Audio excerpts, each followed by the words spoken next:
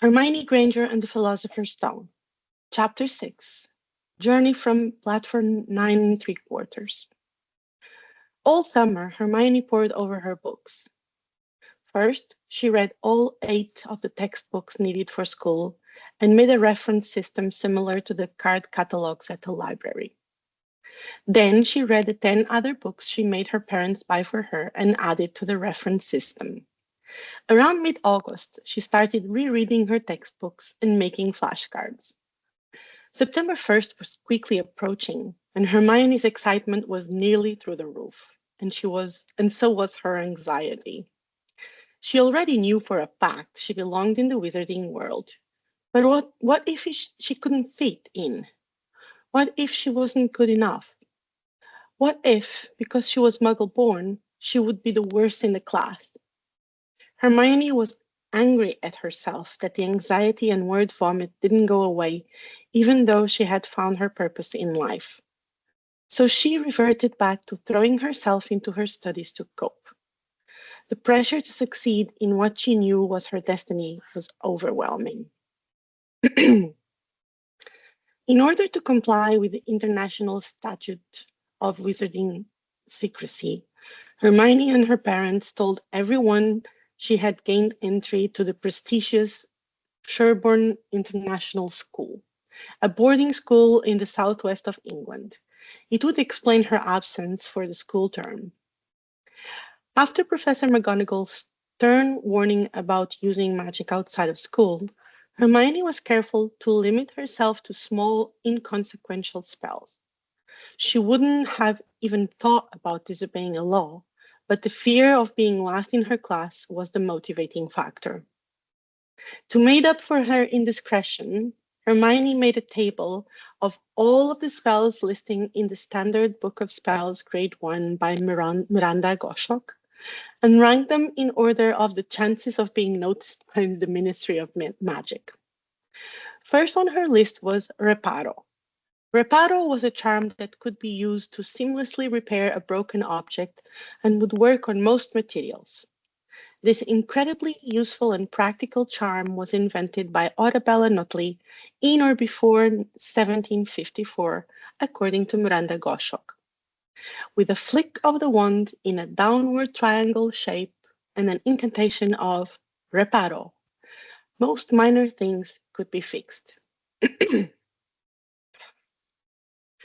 As much as it pained Hermione to snap one of her precious quills in half, in the name of magical science, she did it. She pulled out her wand from the box and unopened it as carefully as she could. Reparo, she said, performing the triangular movement with a wand. Except for a small spark, nothing happened. Hermione read the section again. Reparo, said Hermione, and right before her eyes, her quill pieces fused together. In the wee hours of the 1st of September, Hermione woke up and went through all of the things she had packed and repacked into her trunk. Satisfied she had everything she would need, she laid her school robes at the top and locked the trunk. As much as she wanted to wear the robe, she didn't want to attract any stares when they arrived at King's Cross station. She went down to the kitchen and prepared her parents some breakfast. She felt bad for leaving them, but was relieved that they finally come around to accepting she was a witch. With the delicious breakfast in their stomachs, they set out for the 2-hour drive to King's Cross station. Hermione clutched her Hogwarts ticket the whole way. They arrived at the station and parked the car. Bert ran to get a trolley and load up Hermione's trunk and bag. Mary was oddly silent as they navigated the parking lot and station lobby. Mom, what's wrong? Hermione asked. Just gonna miss you, Mary said. Don't worry, I'll write loads and I'll be back on holiday for Christmas, said Hermione. I know, Mary said, giving Hermione a hug. I'm so proud of you, Hermione. Hermione froze. She had never heard her mom say those words. She didn't really know what to do. She didn't really know what to feel. Instinctually, perhaps, She deepened the hug and buried her face into her mother's hair. She didn't want anyone to see the tears that formed in her eyes, and she certainly didn't want the word vomit to start. Ah, come here, said Bert as he wrapped his arms around both Hermione and Mary. It was Mary who pulled away first. Enough of the theatrics, she said with a smile. Hermione was slightly relieved. Let's go run into that wall, shall we? It's time for you to go to school. It wasn't long before they came to platforms 9 and 10. There was indeed a wall, just as Professor McGonagall had described. Bert went up to examine it. He knocked on it a few times and then pulled his hand away, shaking it. Solid brick, he said. Hermione joined him at the wall. She thought that maybe, since she was a witch, it would feel different to her. She knocked twice before concluding it was indeed solid brick. Maybe we should hang back a bit and watch to see if there are other witches around, Mary whispered the W word. You know, see what they do and then do it ourselves. Hermione and Bert agreed and stepped back a bit to watch. It was still quite early, 9 o'clock, but surely there were other students who were as excited as Hermione. Out of the corner of her eye, Hermione saw a very conspicuous, stern-looking old woman and a very young, round-faced, short, chubby boy. He was squeezing a toad in his hands and was standing next to a very large trunk similar to Hermione's. The woman, clearly his grandmother, was pointing to the platform 9 sign and then to the platform 10 sign and gesturing to the wall between them. The young boy shook his head in fear. Mom, Dad, I think there are wizards over there, said Hermione, gesturing inconspicuously to the pair. I think you're right, Bert said, bluntly staring at them. The grandmother kept pointing to the wall, but the boy kept shaking his head and squeezing his toe tighter and tighter. After another small spat, the grandmother hitched up her skirt, grabbed the trolley, and stared towards the wall with a brisk step, and started towards the wall with a brisk step. Hermione and her family watched as the woman vanished into the wall. Their faces were as surprised as the little boy she left behind. After a few seconds, she reappeared and marched back over to her grandson. She must have left the trolley on the other side. She grabbed his arm and started yanking him over to the wall. As they passed the Grangers, they could hear her harsh whispers. Now, get on you! You're making a scene. Pretty soon all the muggles are going to be watching you. Do you want that? She dragged him to the wall and basically pushed him into it. Much to everyone's surprise, the boy just bounced backwards into his grandmother. You have to have confidence, Neville, she shouted. Try it again. Neville was almost in tears, and his toad looked as though one more squeeze would make his eyes pop completely out of its head. The pair took a few steps back, and the grandmother whispered something in Neville's ear that the Grangers couldn't hear. His face turned from one of fear to one of stubborn determination. He took his grandmother's hand willingly and took a running start at the wall.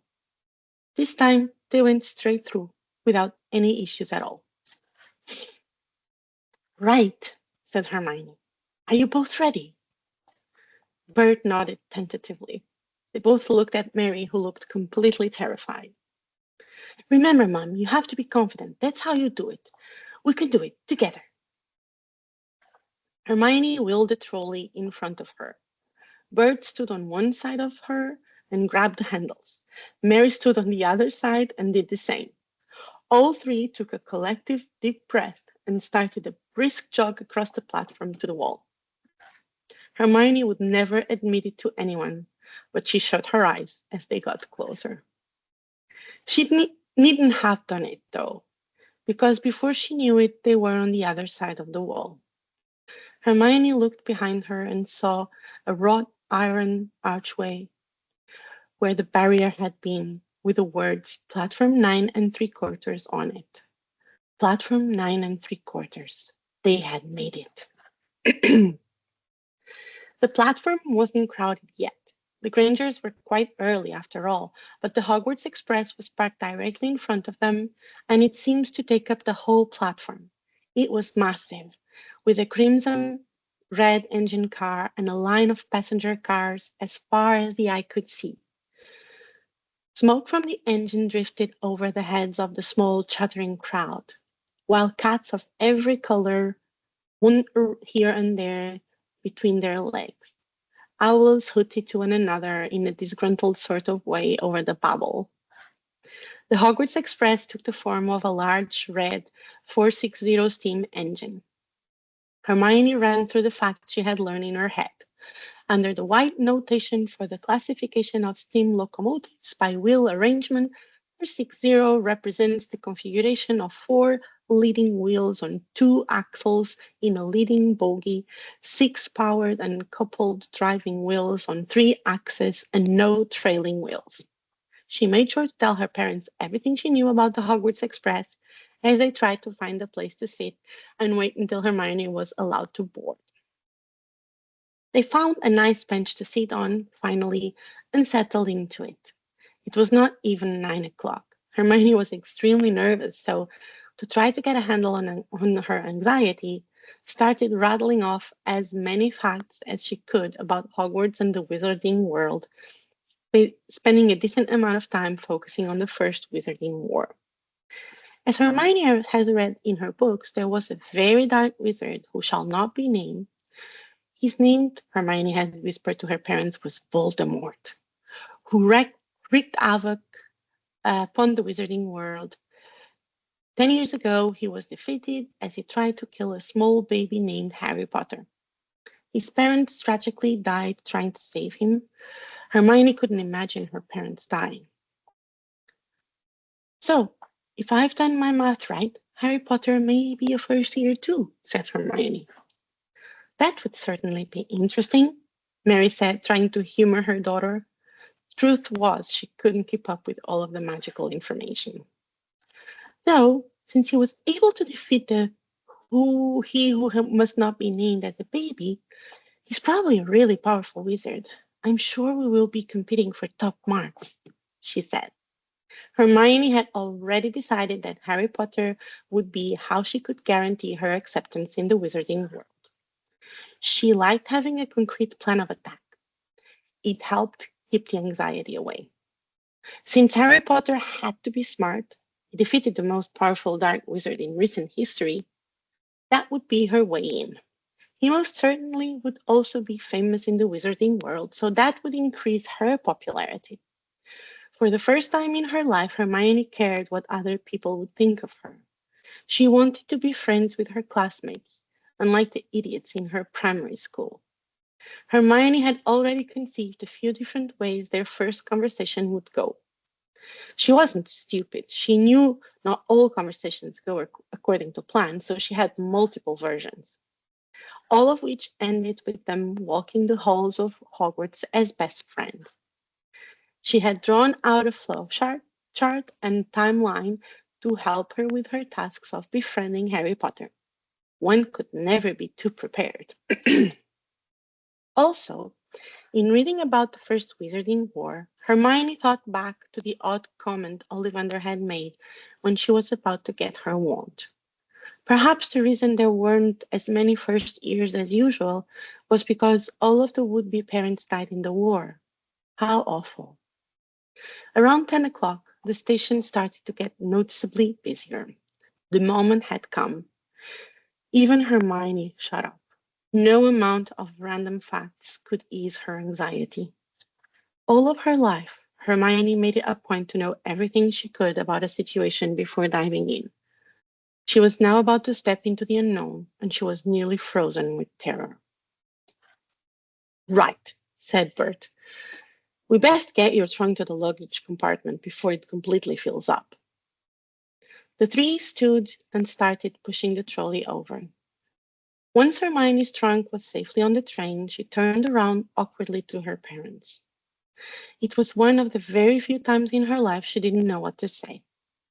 Mary thankfully filled the silence. We expect the owl as soon as you arrive, she said. "And I want you to tell us all about about what Hogwarts looks like, since we will never be able to see it firsthand."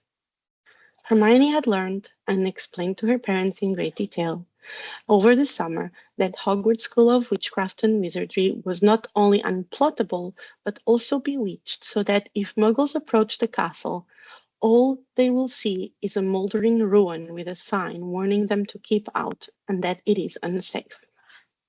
"Oh, I will," said Hermione, fighting back an overwhelming urge to cry. It surprised her. She didn't think she'd miss her parents this much. "And we can't wait to hear all about your classes," Bert added. "I, for one, can't wait to hear about the history of magic." "I'm sure it will be fascinating," Mary said. "Yes, quite," Hermione said in a wavering voice. "What if I make no friends?" She blurted out, unable to hold it any longer. "What if I have to be all alone the whole year because no one wants to be friends with a muggle?" Hermione gasped. That wasn't the word vomit she used to. It was way more emotional. Mary, sensing her daughter was close to a meltdown, grabbed her for a big hug. "Hey, no tears. It's going to be okay. You're a witch. This is going to be so exciting for you. Now, look there," said Mary, nodding her head to the right. "There's that boy we watched go through the wall. He's all alone, too. Maybe you two can get on the train and sit together." Hermione followed her mother's gaze over to the boy called Neville, who looked just as nervous and upset as she was. "And besides," Mary continued, "even though you're a muggle, I bet you know more than anyone else." She winked. "Right, Bert?" "Undoubtedly," he said, squeezing Hermione's shoulder with a smile. "You're the smartest person I know." "Even Mom?" Hermione asked. "Even Mom," said Bert. "Now go ask that boy if he'd like to sit with you. He looks like he could use a friend. His grandmother seems slightly stern." Hermione gave both her parents one more hug each, squared her shoulders, and started walking towards the nervous round boy standing on the edge of the crowd. "So," Mary started after wiping away her tears, "how'd you get back through the wall?" "First time, huh?" said a short, slightly plump, red-haired woman. "Here, I'll show you. This is my fifth time to platform 9 3/4." The boy's name was, indeed, Neville, and he was a first year just like Hermione. His face lit up when she approached him, and he eagerly agreed to sit with her on the train. The pair boarded the train, showed their tickets to the conductor, and hurried to find a seat. Each passenger car had a long corridor with compartments on each side, cordoned off by a sliding door. Hermione wanted to be close to the front of the train, and thankfully the third car was still empty. She and Neville picked the side facing the platform so they could watch the rest of the students arrive. "So, is your family wizards or muggles?" Hermione asked as soon as they sat down. She was proud of herself for waiting that long. "Oh, I'm a pure blood wizard, but you wouldn't know it," Neville said with a sigh. "All my relatives thought I was a squib until my great uncle Algie dropped me out of a window and I bounced." "That's dreadful," said Hermione, trying to ignore her fear he would stop talking to her because of her muggle status. "Nah, at least I bounced. Before that, one of my cousins dropped me off Blackpool Pier and I nearly drowned. How about you?" Hermione took a deep breath. It was the moment of truth. "Muggles. I just learned I was a witch this summer." "What's a squib?" Hermione didn't even pause before completely changing the subject and caught Neville off guard. She didn't want to give him time to think about her muggle status. "Pardon?" "You said your family thought you were a squib," said Hermione. She had mentally flipped through the catalogue of wizarding terms in her head and couldn't remember a mention of that word. She was disappointed in herself that she was only 5 minutes into her first real conversation with a wizard and didn't know something, but she tried to shake it off. "Oh, sorry. A squib is someone who was born into a wizarding family but hasn't got any magic powers. Kind of the opposite of muggle-born witches or wizards like you. but squeaks are quite unusual. Hermione made a mental note of the word. Thank you, she said. I apologize if I ask a lot of questions. I wouldn't call one question a lot, especially if you just learned you were a witch, Neville said with a broad smile and a hint of admiration in his voice that Hermione definitely noticed. His smile, however, turned into a frown, and he started to frantically hit all of his pockets. Trevor! Excuse me? Trevor, he's gone. Who's Trevor? Hermione asked. My toad. I put him in my pocket for keepsafing. Sorry, I put it in my pocket for safekeeping, Neville moaned, growing tearfully. I'm sure he's in here somewhere, said Hermione, and started looking under the seat. She nearly toppled over as the train started moving from the platform. Oh, we're moving! Trevor, come here, boy! Neville whistled as he too got on the floor to look. Hermione paused her search for a moment to watch platform 9 3/4 slowly inch past the window. Since they had selected a car so close to the front, King's Cross Station made way for the streets of London in no time. Neville lifted up her leg, breaking Hermione's trance, and she resumed helping her first Hogwarts friend look for his toad. They searched the entire compartment to no avail. Maybe he jumped out in the corridor, suggested Hermione. You start at the back and I'll start at the front, and we will meet in the middle, she said. That's a good idea, Neville said, holding back tears. You sure are smart. Practical is more like it, Hermione said and opened the compartment door, but she reveled in the compliment. Hermione made her way forwards through the corridor, but found the door of the second car was locked. She knocked. A tall, thin redhead opened the door. Can I help you? He said. Hermione's eyes were immediately drawn to the shiny red badge on his robes. You're a prefect? Though Hermione said it more as a statement rather than a question. I am, replied the boy. Percy Ignatius Weasley, prefect for Gryffindor House. And you are? Hermione Granger, first year. First years are not allowed in the prefect's compartment, Miss Granger, said Percy. Hermione couldn't help but draw similarities between how Percy said her name and how Professor McGonagall said it. I'm sorry, sir, said Hermione, cringing a bit that she called him sir. But I'm trying to help my new friend find his toad. You haven't seen it, have you? A toad? No. Right then. Well, if you see it, we're just in the next car, Hermione said, pointing behind her. As Percy looked to where she pointed, Hermione tried to see past him into the prefect's car. She couldn't see much, but that just solidified her newest goal. She would become a prefect and sit in that car one day. She turned away from her dream and started knocking on compartment doors, moving methodically backwards towards the train. It was a great opportunity to get a good look at her fellow classmates and start a conversation. She made a mental note of who she wanted to get to know better and who to avoid based on how nicely they responded. Hermione was able to pick out most of the first years because of their nervous looks, which made her feel much better about herself. At least she wasn't the only one who was nervous. About a quarter of the way through the train, Hermione ran into the trolley witch pushing a cart of treats. The witch was elderly and slightly hunchbacked, but she had a very nice smile. Hello, dear, the witch said. Anything from the trolley? No, thank you, said Hermione. She had noticed in the last car the scenery outside the windows had become much more rural. But could you please tell me how much longer we have until we reach Hogwarts? The trolley witch pulled a tarnished pocket watch from her robes, though it didn't look like any pocket watch Hermione had ever seen. The face was dark black with planets revolving around. We should be arriving within the hour, said the witch. Hermione's face must have showed her nervousness.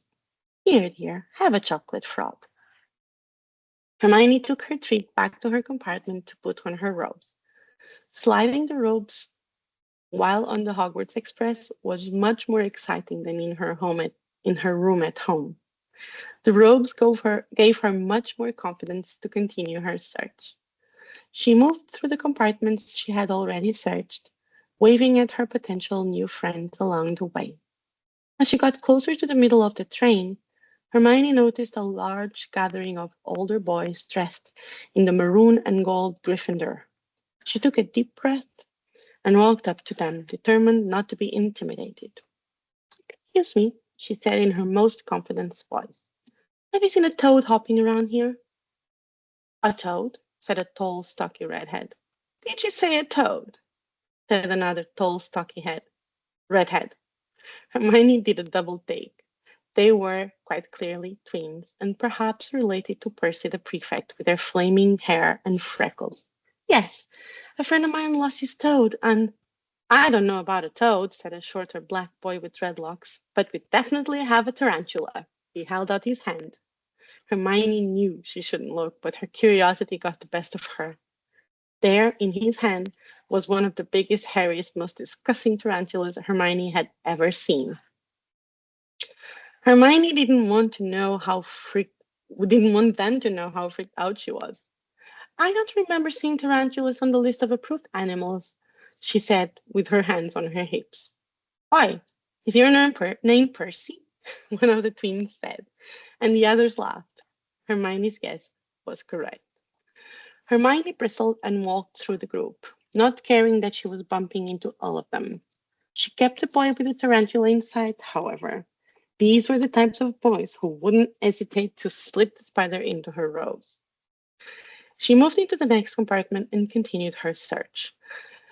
There was a lovely group of first year girls in the compartment to the right who told Hermione to find them once they got to Hogwarts.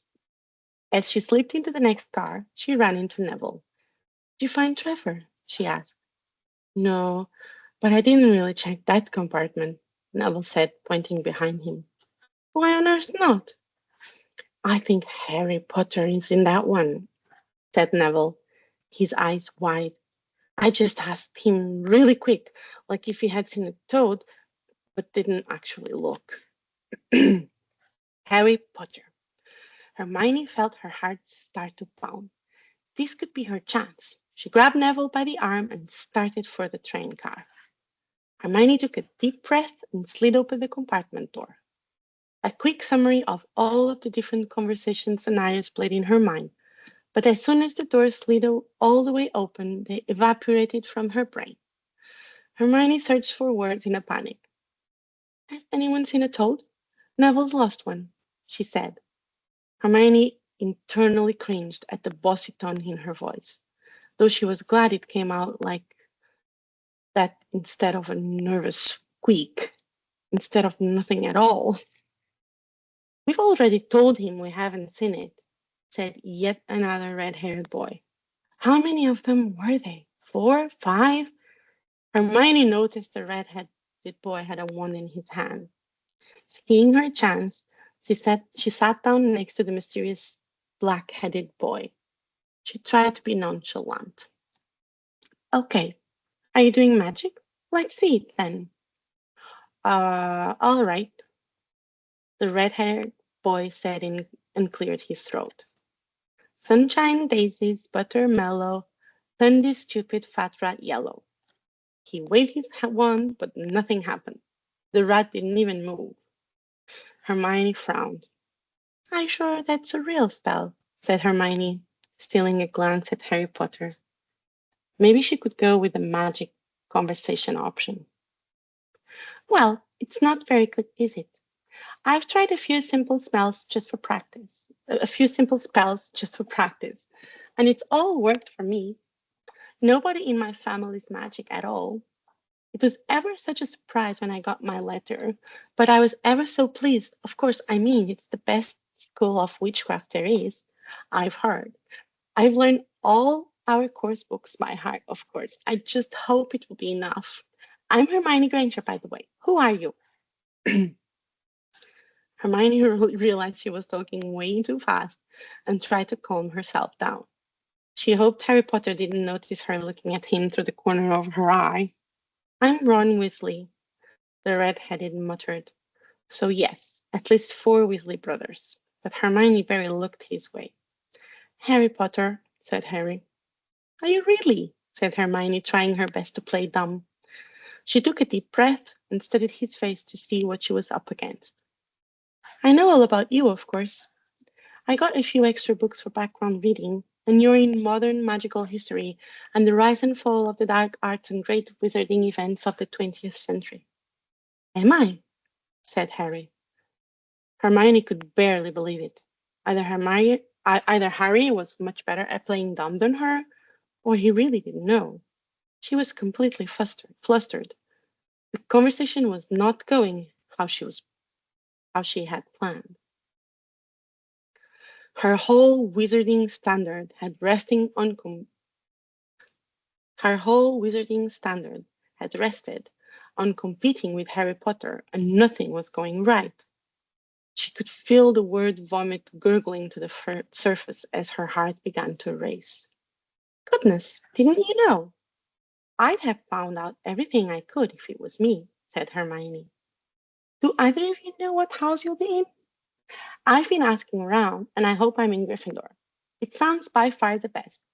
I hear Dumbledore himself was in it, but I suppose Ravenclaw wouldn't be too bad. Anyway, we'd better go and look for Neville's toad. You two had better change, you know. I expect we'll be there soon. She stood up fast and got out of the compartment as quickly as she could before it all went to crap. She didn't even look at Neville as she headed back to their car. She could feel the hot threat of tears in her eyes. Sure, she was becoming friends with Neville, but she hadn't made a plan for that scenario. She sat down in the compartment with a huff. Sorry we didn't find your toad, Neville, Hermione said. It's okay, Neville said. But are you okay? You seem more upset than I am. I just made a total arse of myself in front of Harry Potter. She wasn't exactly sure why she was being so frank with Neville, but couldn't do anything to stop it. I don't think you did, he said. Thanks, I definitely did.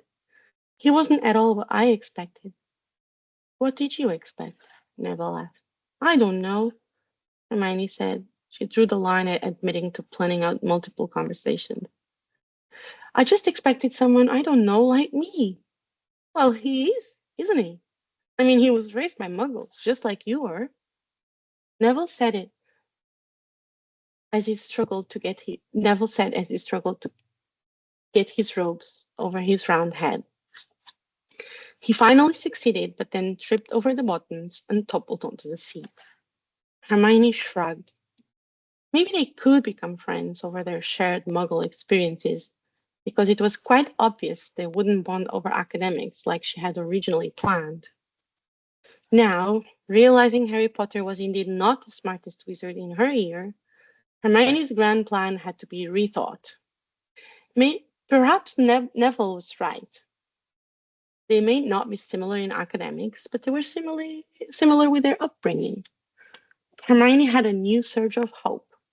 She would help him fit in since she clearly knew more than him. And by association, she would be Harry's friend and accepted. Hermione smiled to herself and felt much better. She wouldn't have to redo the plan after all. Come on, Neville, said Hermione. Let's go make sure Harry and Ron was it?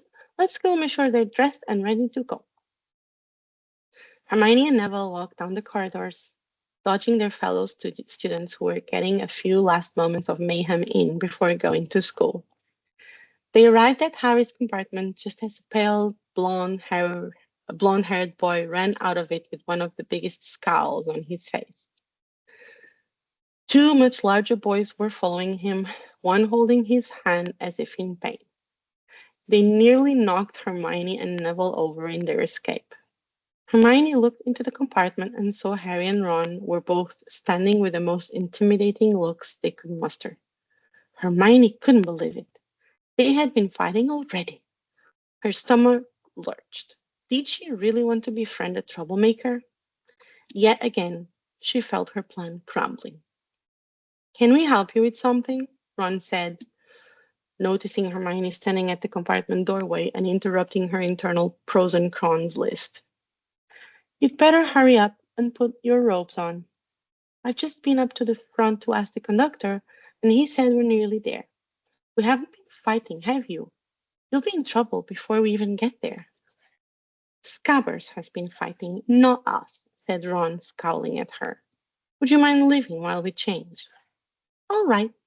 I only came in here because people outside are behaving very childishly, racing up and down the corridors, said Hermione in a sniffy voice. And you've got dirt on your nose, by the way. Did you know? Hermione walked back out and into Neville. Are we going to get off the train with them? He asked, hopefully. We'll see, said Hermione. She really had no idea what to think. The fear was creeping in and she couldn't stop it. None of her plans were working. She could feel the train starting to slow. Everything was falling apart at precisely the wrong moment. The train stopped and Hermione's heart lurched. They were at Hogwarts. Let's just wait for them here, she said to Neville. Harry and Ron exited their compartment, and Hermione and Neville were right behind them. All of the students diligently filed out of the cars onto a tiny dark platform. To their right, a bright lantern bobbed over the other students' heads. First years over here. All right there, Hagrid? The giant-looking man smiled down at Harry. He was a massive man with a full tangled beard and a tattered coat. Hermione really had to crane her neck to see his face. Come on, follow me. Any more first years? Mind your step now. First years, follow me. All of the first years clambered to keep up with the giant over slippery trails. Hermione grabbed Neville by the hand and pulled him so they were closer to Harry and Ron in case she came up with yet another plan. Neville's hand was trembling in Hermione's, and she could hear him sniff a few times. She realized she really didn't know how to calm him down. She could hug him like her mom had hugged her, but that didn't seem appropriate at the moment. You'll get first sight of Hogwarts in a second, the man called over his shoulder. Just round this bend here. There was a loud "oh" from all the students. Hermione could barely believe her eyes. The narrow path had opened suddenly onto the edge of a great black lake. Perched atop a high mountain on the other side, its windows sparkling in the starry sky, was a vast castle with many turrets and towers. Hermione gasped, transfixed. No more than 4 to a boat, Hagrid called, pointing to a fleet of little boats sitting in the water by the shore. Hermione pulled Neville onto Harry's boat and sat down. Everyone in! Shouted the huge man, who had a boat to himself, and rightfully so. Right then, forward! The fleet of little boats moved off all at once, gliding across the lake, which was as smooth as glass. Everyone was silent, staring up at the great castle overhead. It towered over them as they sailed nearer and nearer to the cliff on which it stood. Hermione was transfixed. She had never seen something so beautiful yet so intimidating. Heads down! Yelled the man as the first boats reached the cliff. Hermione did as she was told and ducked her head to avoid a beautiful curtain of ivy. They were carried along a dark tunnel which seemed to be taking them right underneath the castle. Hermione tried to make the proper calculations to see if they indeed were. The boats finally reached a kind of underground harbor, and everyone climbed onto the rocks and pebbles. The silence was broke with a very loud croak. Oi, you there! Is this your toad? Said the giant who was checking the boat as people climbed out of them. Trevor! Cried Neville, holding out his hand. Hermione smiled, even though she was practically shaking with anxiety. Then they clambered up a passageway on the rock after the giant's lamp, coming out at last onto smooth, damp grass right in the shadow of the castle. They walked up a flight of stone steps and crowded around the huge oak front door. Everyone here? You there! Still got your toad? Neville nodded. The enormous man raised a gigantic fist and knocked 3 times on the castle door.